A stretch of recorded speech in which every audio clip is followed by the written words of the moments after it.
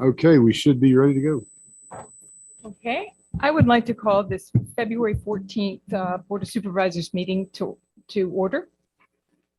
Happy Valentine's, everyone. Spencer, will you please take roll? Brandy, could you please? Sure. Supervisor Day. Here. Supervisor Ayers. Here. Supervisor Lyons. Here.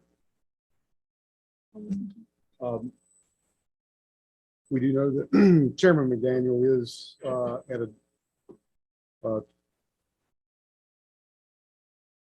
it's not a medical emergency. He just is out of town. He won't be able to attend. All righty, please stand if you wish for the invocation and the pledge of allegiance.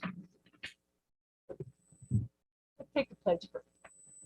Pledge of allegiance to the flag of the United States of America and to the republic for which it stands, one nation, under God, indivisible, with liberty and justice for all. Let us pray tonight that we will be of service to our constituents by carefully listening to each other with respect, patience, and sincere desire to act for the common good of our citizens.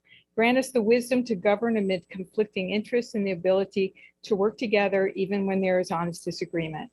God, thank you for the ability to be involved in good and useful work and the honor of bearing these responsibilities. Amen.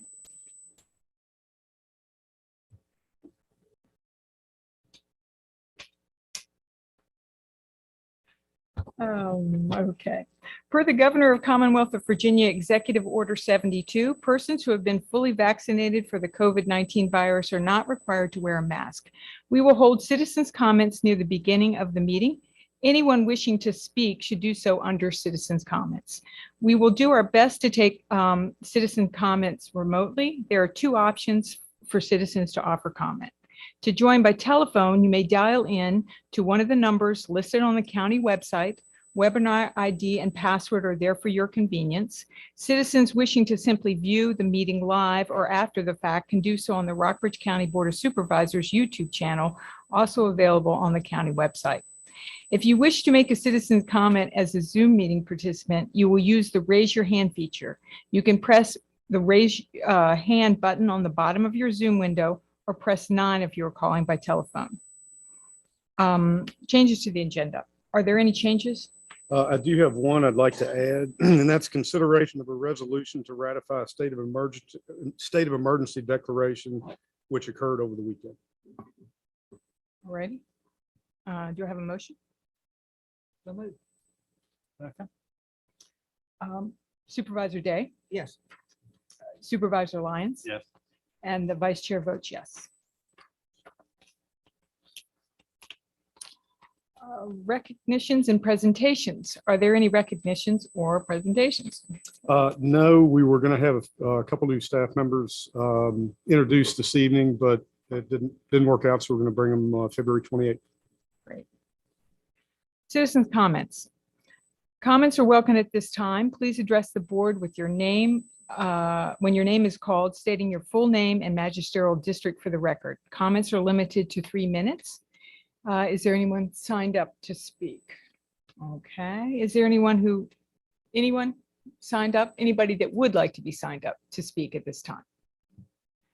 Is there anyone with a raised hand on Zoom who wishes to speak? Don't see anybody. Were there any written or email comments received? No, ma'am. Okay. Approval of the January 24th, 2022 work session and regular meeting minutes. Everyone have an opportunity to review. Is there a motion to approve? Second. Okay. Mr. Day, Yes. Mr. Lyons? Yes. And the Vice Chair votes yes. Okay, consideration of the school appropriation resolution. Yes, the school division provided a summary of Fund 50 appropriations. The two carryover grant appropriations for Maury River Middle School and Natural Bridge Elementary School total $152,392 is reflected in the resolution included in your package. Be happy to answer any questions that you might have. All righty. Is there a motion to approve? So moved. I'll second. All right. Supervisor Lyons? Yes. Supervisor Day? Yes. And the vice chair votes yes.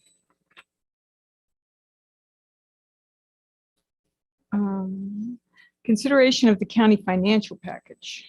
Yes, this month's financial package contains a request to approve a supplemental appropriation to the general fund in the amount of $242,131 and to approve this month's bills list totaling $710,704. Detailed bills lists are provided for your information. We are here to answer any questions that you might have, or I am. If not, I'd request that you approve the bills list and appropriation resolution included in your agenda package with separate motions. Okay. Is there a motion to approve the bills list? Second. Supervisor Day? Yes. Supervisor Lyons? Yes. And the vice chair votes yes. Also, the standard monthly financial reports are included in your package. Budget reports for the county and schools funds are presented for the 7 months ended January 31. Also included is the balance sheet for the Treasurer's Fund 999 at the end of January.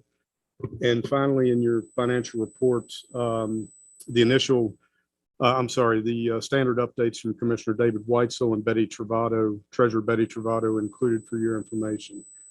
I won't go over those, but if you have any questions, I can certainly try to answer them, or I can pass those questions on to Mr. Weitzel and Ms. Travato. Also, as a reminder, the initial presentation of the FY23 draft budget is scheduled for Thursday, February 24th at 5:30 in this room. The Finance Committee is scheduled to meet at least twice between now and then to further examine requests and expenditures and provide initial recommendations to the full board. In the meantime, I'd ask that each member review the information in your budget binder and begin formulating any questions you might have. I will note that Mr. John Montoro with VML Vaco Finance has done a great job of assisting me in Mr. Bolster's transition out. And I really appreciate both his help and also the entire Fiscal Services Department for their assistance. All right. Gentlemen, any questions? All right. Consideration of the school appropriation resolution. We did that. Did we? Yeah. Oh, forgive me. I move that Oh, we yeah. approve the payment request in the county financial. But I think we did that. Yeah, I think We did that. Forgive me. I have gotten everybody off. All right. we're It good is then. my fault. And let's move on to the general items. Review of the Natural Bridge Speedway annual report. Chris? Per condition number 1 of the special exception permit, the Natural Bridge Speedway is required to present an annual report to the Board of Supervisors. The report was supposed to be given at the before the second meeting in January. The property was transferred to the new owner, JCG Adventures LLC, on October 4th, 2021. The new owner worked with the previous landowner to obtain the 2021 racing schedule. There was a delay in obtaining that, the previous racing start and stop times for 2021, and therefore the review of the agenda item for the review was delayed until this agenda, February 14th, 2022, Board of Supervisors agenda, of course. Mr. Joseph Glassford with JCG Adventures LLC is in attendance with us this evening to review the report and address any questions or concerns that the board may have. Thank you. With that, I'd like to turn the floor over, this portion of the presentation, over to Mr. Glassford. Hello. Yep. Joseph Glassford. We have a good schedule put on. Man, I'm nervous. I'm sorry. Okay. Take your time. When I got obtained ownership last year, there's pretty good feedback. Get a lot of support from the community. Series directors were reaching out to me to come to the track, wanting to come often without even being asked. I'm trying to bring more tech and safety to the track. Going to have 2 practices starting off the year. And big race on Friday, April 1st. Any questions about the schedule? No, gentlemen, any questions? There is one thing I'd like to bring up. I wasn't sure when the county fair was going to be this year, and with the help of Chris Sladen, found out it's going to be first weekend in September. I left the 3 weekends open in August, hoping it'd be in there. Scheduled a real big race on the first weekend, and possibly if we could hold something from the fair, an event, anything, any ideas to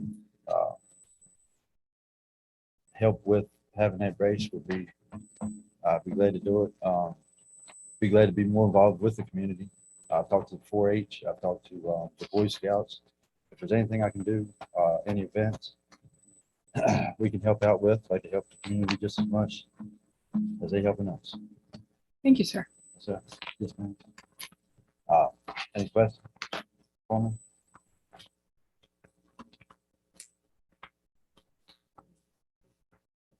I do have one comment on the fair date. So per condition number 8, there are 13 total conditions associated with the previously approved special exception permit. Number 8 states, I'm gonna read it in entirety. Permit holder agrees that the oval track may be operated on Fridays and Saturdays as set forth above, no more than 3 special event days. Saturdays may be used for no more than 3 rain dates. The last sentence states further, the oval track agrees not to race during the weekend of the Rockbridge County Fair. And so that has been on the books essentially since 2012, I believe is when this was, February 27th, 2012. And so that has been problematic in the past. Generally speaking, the last couple of years, the fair has been held in the last week of August or the first weekend in September. And so with this one, this particular one is the 8th, 9th, and 10th, I believe it is. It's a fair schedule. And so that conflicts with one of their larger events, one of the tentatively scheduled larger events that's associated with your 2022 racing schedule. So Mr. Glassford and I have discussed this. We've discussed this prior to the annual report, and then in developing this annual report with the proposed schedule, we contacted our point of contact at the fair and realized when, and learned, I should say, when the fair was, and then realized the potential conflict.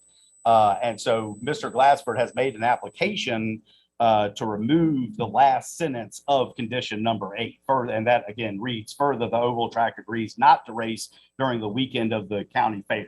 So that application goes through the special exception process to amend the special exception conditions. It goes through the same process of establishing these conditions. And so that will be what I'd like to do moving forward is for the board. There's no action that's required by the board this evening. And in the recommendation, it says no action required other than to accept the report. And so if it's the will of the Board of Supervisors to accept the report, I would suggest as staff, I would suggest just making that September 9th and 10th a tentative date based on the successful completion of an application. That's not, and that would not tie us down to, making a decision on that application. That's obviously a public process that we have to go through. But to my knowledge, as far as special exception conditions, I am unaware of any other business or special exception that Rockbridge County has granted that has a similar prohibition of operating during a particular event, including the fair. Even attendance, race drivers, race families that would attend this event would possibly stay overnight. There could be extra attendance for the fair. It'd be definitely more revenue for that weekend. I'm not trying to cause any waves. It's just how the series director asked me to set a date.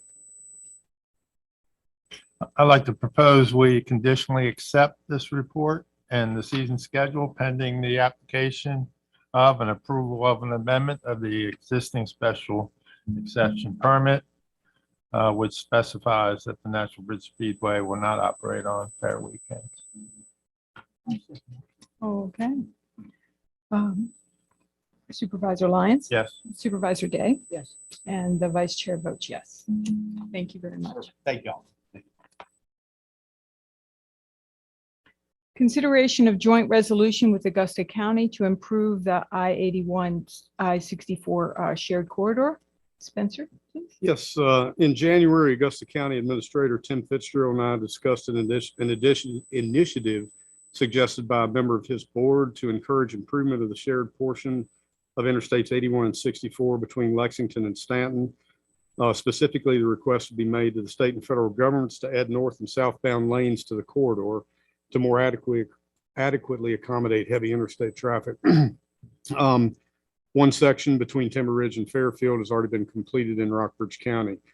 The joint resolution that's attached in your board package was adopted by the Augusta County Board of Supervisors on February 9th. It goes into some detail about traffic levels, crash data, and emergency responses provided by both our localities, which are many and expensive. I'd be happy to answer any questions that you might have, but I'm recommending adoption. And this is, I'd sent this out to board members previously when Yes. Augusta County was yes, we- considered. Gentlemen, any questions? Move Mr. to Suter? approve the resolution. All right, do I have a second? Yes, ma'am. Okay. Supervisor Lyons? Yes. Supervisor Day? Yes. And the vice chair votes yes. At this point, I would suggest doing the add item. Okay, then we've added to the agenda the resolution ratifying the declaration of the emergency relating to town of Goshen water issues. Yes, as you all know, the town of Goshen has been experiencing some water pressure issues for the past week or more. The town is currently under a boil water notice from the Virginia Department of Health. On Saturday at 9:45 a.m. at the request of Mayor Tom McGraw and with Chairman McDaniel's blessing, I did declare a local state of emergency. And that declaration is allowable under the Code of Virginia and serves to increase access to resources, and it also relaxes procurement processes so that the emergency can be efficiently dealt with. I am happy to report that with the help of many groups and individuals, it appears that a resolution to the issue has been found just today. This morning, the Rockbridge Road tank, which is on kind of the south side of town, which has a 57-foot tall reservoir holding 127,000 gallons of water, was essentially empty. We did have plans in place that we put in place over the weekend to actually fill that using tanker trucks. The tanker trucks were on site today, but a fix was discovered to actually flow water. So that didn't have to be done. As of 15 minutes before the meeting, that tank was probably well over half full and filling fast. And it's my understanding from town leaders in that call that all households which had previously had no or reduced water pressure were back in business. So I am sure the town will be developing a list of all those who assisted. So I'm not going to be the guy that tries to recognize everybody that assisted this, but I would be remiss if I didn't recognize a few folks that have put a lot of time in, or a few groups. I'm not going to mention anybody's name because I'll miss 50 of them, but I would like to recognize our local PSA, Public Service Authority. They really pitched in. Our MSA pitched in, spent a lot of time out there.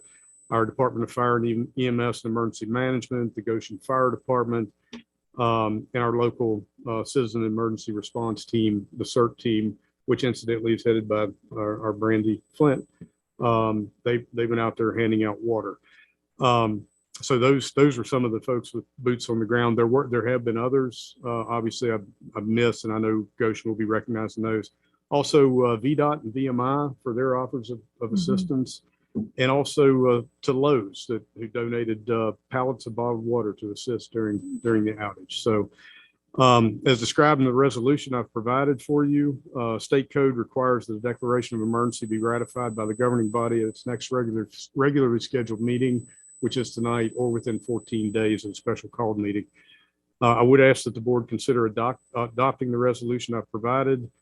And I just want to let you know, although all reports that I've just given you indicate that the initial emergency has passed, the town has expressed to me concern that repressurization of the system could strain this. They're trying to ease it in, but it could strain some older portions, older pipes in the system. So that could potentially cause some additional issues. Thus, I would recommend that the emergency declaration stay in place until town leadership and the Virginia Department of Health affirm that all systems are operational and stable. And then I can lift the local state of emergency at any time without further need for ratification by the board. All right. Is there a motion to approve the resolution? Second? Supervisor Day, Yes. Supervisor Lyons, Yes. and the Vice Chair votes yes. Appointments. VASAP, Steve Bolster, unexpired term set to expire January 13. Anything there?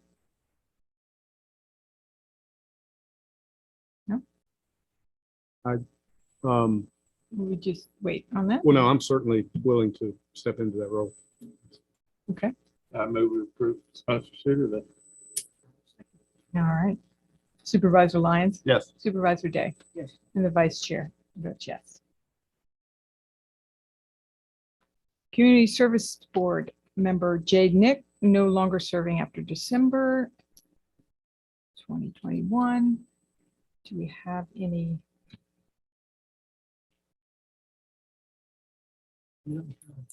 Folks, Ms. Huffman is reminding me something in the flurry of things. By statute, these have to be posted. Is that correct? The community applications service? have to be, Oh, you posted. mean the applications that we have? We that's have our, 3 applications and they need to be posted. Okay. that's our Is that the fault, case with all appointments? Okay. which is probably why we missed this one. It's not. Can we take action on this at our next monthly meeting, or you have to wait? Yes, sir. The applicants can be posted on the agenda the next time for consideration. I'm sorry, I didn't realize there were applicants, though. I just now noticed it. My fault. Community Service Board member Malcolm Brownlee resigned. Would that be one that we're replacing?